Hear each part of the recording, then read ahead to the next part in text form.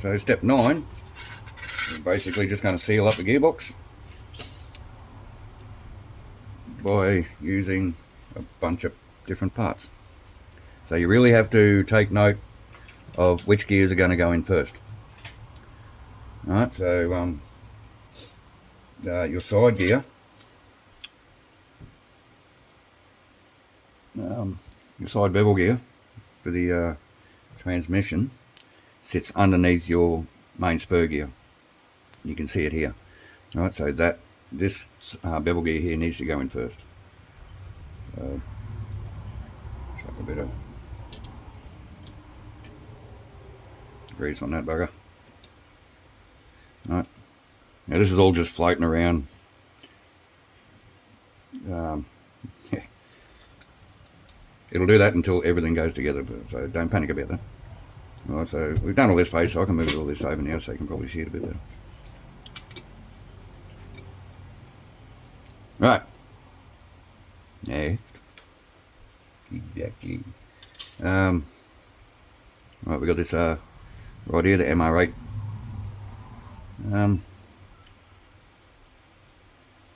Yeah, I'm not going to bother putting any grease on that because that gear actually had bearings on it, so that should be fine. I might though, there is, just put a little bit more grease on the side of this side gear there. And now we can, bearing keeps falling out.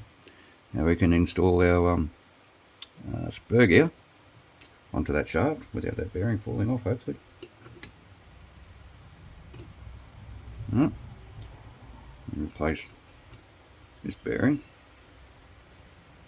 It's our spur gear. And of course,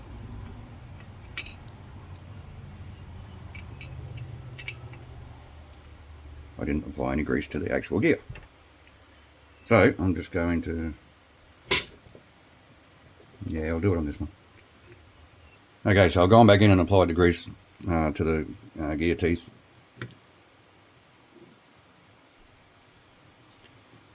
So everything's nice and good there. We also have these crush tubes, which are basically just a rolled bit of tube, rolled up out of sheet metal. Where's the other two go? Oh, they do go in there. Okay. Essentially all they do is when you tighten up the two halves of the gearbox, it stops the plastic center part crushing under the tension of the screws. So, and hence why they're called crush tubes. They're tubes that prevent crushing. I'm going to put this white cap onto that bar first, because if you put it in the side plate and then turn it over and try to apply it, it's going to keep falling off. Unless you put a bit of grease in there, it's probably going to stay there, but if you put it on there first, 6 to 1, half a dozen to the other. It's still going to work. Right, so I think we're ready to close up the gearbox. Before we do, I'll make sure I've got plenty of grease on this spur gear, because it makes it a little bit hard to get to when it's all closed up. You can probably get in through the motor hole, but might as well do it now. A lot of this grease just gets flung around off the gears when it's running, so it pretty much just keeps what it wants. So as I said, don't panic about how much grease you put in it. If this is the only Tamiya kit that you've got and it's your first build, by the way, this isn't really a beginner's build. I'm skipping over a lot of maybe important stuff here. But if this is the only kit you've got, you're not going to have a bunch of spare grease spots left over from previous kits like we do. So you do need to, I say be liberal with the grease on the gears, but you do need to kind of meter out how much you actually use. Because you don't want to go running out right towards the end of the build and you find out you need some more for something else. There are some alternatives you can use, but we won't really go into that. Right, so we can close this up. We've got our other bearing carrier. Learn to speak. This one See what I mean? If you put it in and it's just going to keep falling out.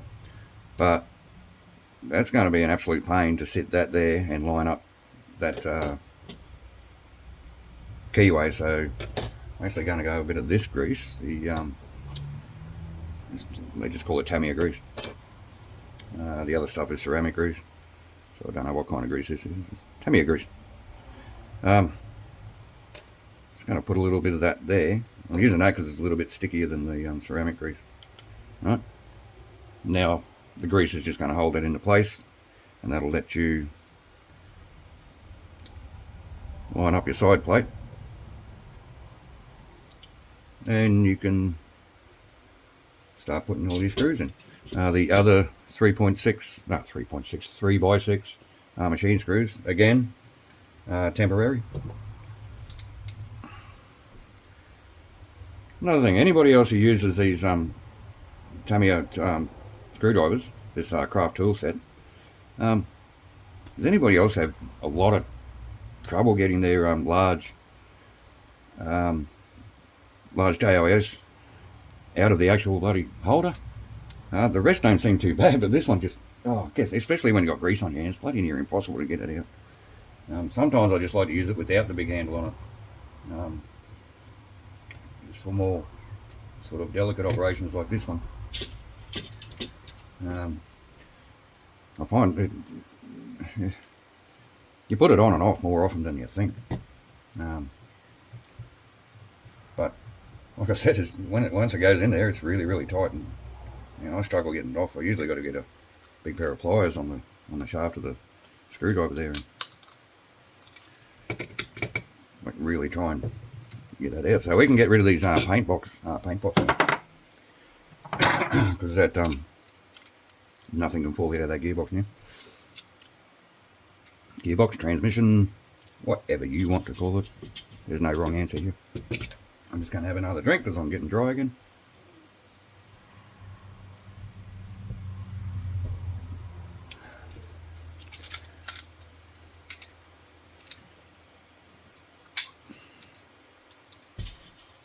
So we're just going to... Okay, so I just broke one of my own rules. Perfect example where you don't tighten everything up until... We don't tighten anything up until everything is where it needs to be, because I tightened these up and then I couldn't get that screw in. You have to leave a little bit of wiggle room to move things around so that everything can line up properly. So all our 3 screws are in. We can just hold that, wind our nuts on.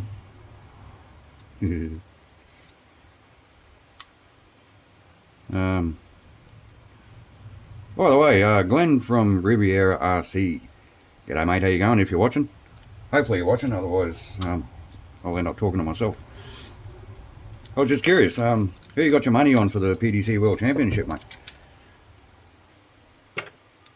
We haven't really decided yet. It's a little bit early to tell, but man, that Littler's having a real go at it. And anyway, alright, this is where your little box wrench comes in handy again.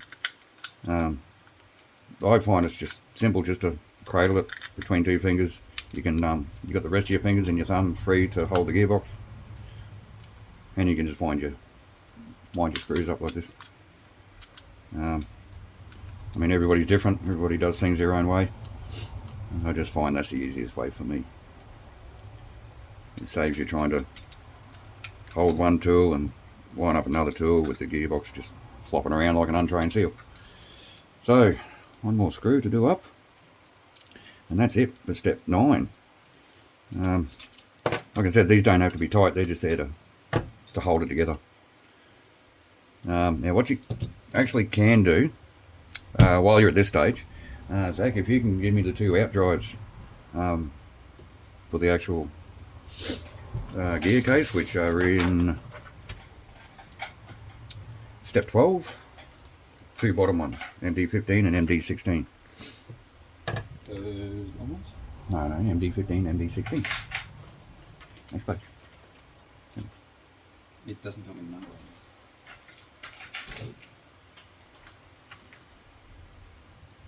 Thank you.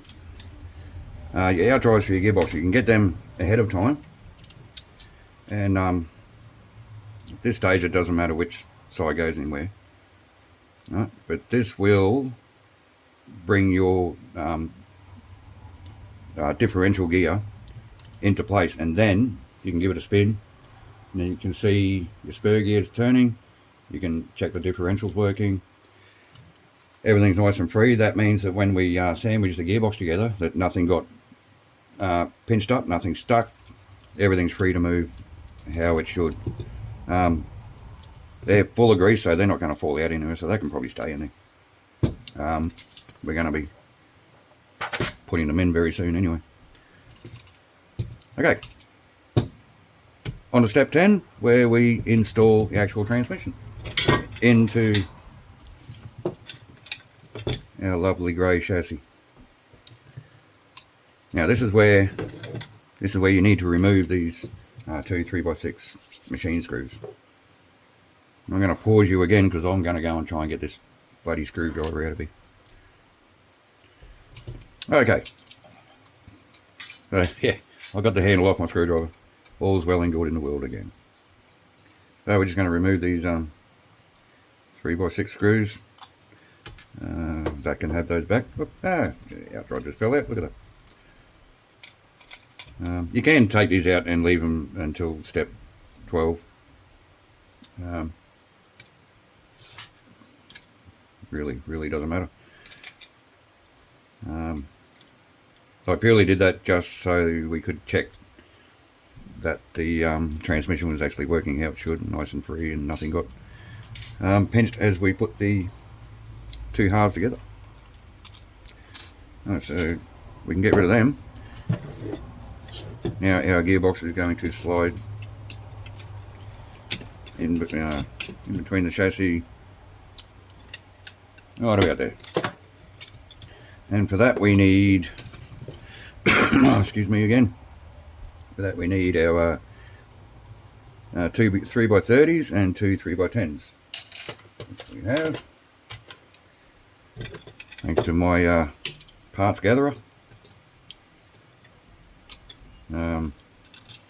He should be really good at this actually. He's been coming into work with me while he's been on school holidays, and he's working in the storeroom sorting out all the nuts and bolts and various things they have in there that's a big mess.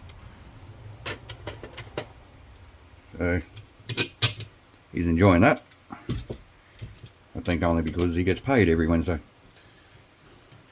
When he works for me, he doesn't get paid, so he probably enjoys working for someone else a lot more than he enjoys working for me. Isn't that right, mate?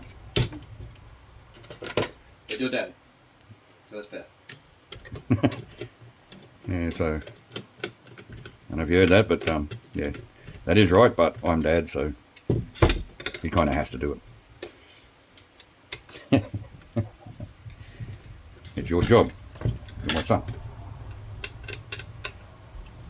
No, I really hope you enjoy doing it, mate, because I like doing it with you. So there's our that shiny silver thing installed. Gearbox. Thank you. It's starting to look like a frog chassis now. Right, now, once again, actually, no, we got some body posts to install. And again, I'm going to use a tiny bit of grease in these holes where they get installed. These, if you've never built a frog or a Subaru rat before, you'll notice these parts of the chassis here are notched out into a 90 degrees sort of V.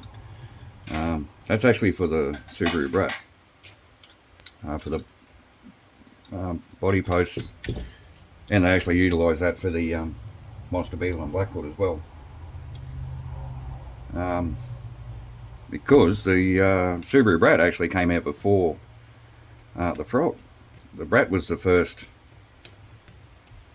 RC car that they used with this particular chassis. A lot of people think the frog was first. No, it was the brat. And again, I'm taking note of which way these pinholes go. I'm putting them in this way, like horizontally to the car. And with that grease in that hole, that tiny bit of grease just makes these go in so much easier. And after this, we're moving on to step 11, which will take us to the end of the video actually. So please like and subscribe. I didn't say that in the last video. That's kind of a bit of a given really, isn't it? It's what you do when you're watching someone's video you like. If you like the video, you subscribe to the channel so that you get updated with more videos. If you don't like the video, if you don't like the channel, then you don't like and you don't subscribe. So step 11, building the half shafts. I've already cut the boot apart. Thanks, mate. Sure, I didn't need the tray for that one. And it's telling you to use anti-wear grease again, right? And then all your rubber boots go rolling away. Which we're doing.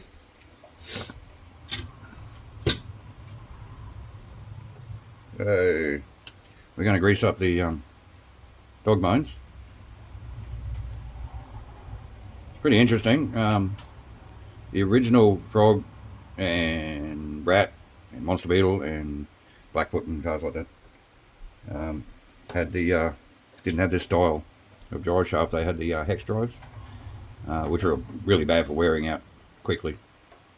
But what's interesting is people call these dog bones and people call the hex drives, or just hex drive shafts. The fact is they're both dog bones. They're called a dog bone because they look like a bone that you feed your bloody dog, right? They both look like dog bones, so they actually both dog bones. This is just a pin style dog bone. The other one's a hex style dog bone, which they don't use anymore anyway, but there you go. These are actually better. Right, so here's a trick for beginners. I've always struggled a bit getting these through the rubber. So grease up one end of your dog bone. Then once it's in there, grease up the other end, because you end up with this grease all over your fingers. And it ends up being almost as bad as anti-seize. It just gets everywhere and it's sticky. So we're greasing up the dog bones, but we're also going to grease up the drive cups. Again, it's a moving, rotating part that's rotating under quite a lot of RPM and quite a lot of strain too when the car's running. See, without greasing up that other side, that was so much easier to get into that boot. Yeah, being a fast rotating part under a lot of stress, you can't have too much grease, I don't think. You can seal these rubber boots on the drives. In fact, I don't know if it's this kit or not. You can use a small zip tie on the inner drives, but they won't fit on the outers because of the swing arms. I've seen some people use heat shrink, which I don't think is a good idea. Seen people use, I forget who it was actually, he was doing it on the Wild One build. He just got a piece of wire, stainless steel wire, really thin stainless steel wire, wrapped it around a couple of times and he just twisted it off, and it tightened in the boot around the drive. That seemed to work for him. I'm not going to do any of that because one, I don't have any stainless steel wire, and two, it's the end of the video. So we'll see you on the next one, and thanks for watching. I hope you enjoyed it. Doodly-doo.